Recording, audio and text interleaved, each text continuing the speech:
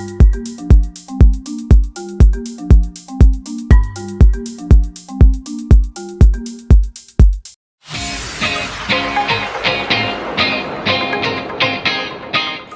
everyone, welcome back to my channel. Thank you all guys for tuning in and thank you for stopping by. So my amazing people, without wasting much of your time, today I will be unboxing my official chair or my office chair, whatever. So I'll be unboxing it. I made this order just can I say 7 days ago.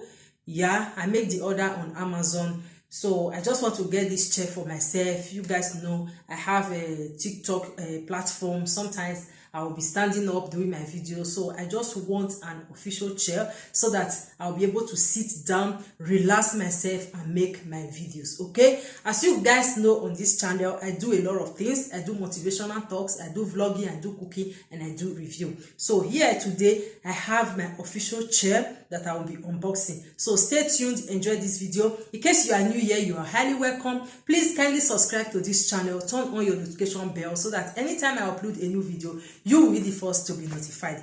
Thank you all guys. So let's get into the video.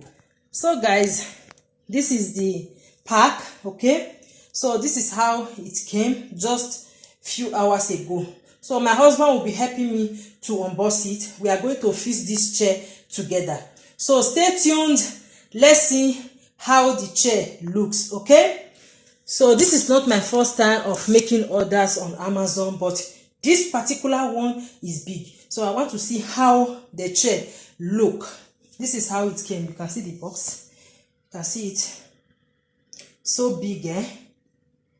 So later I'm going to tell you how much I bought this my official chair. I'm going to show you guys later, okay? Or I'm going to tell you guys later.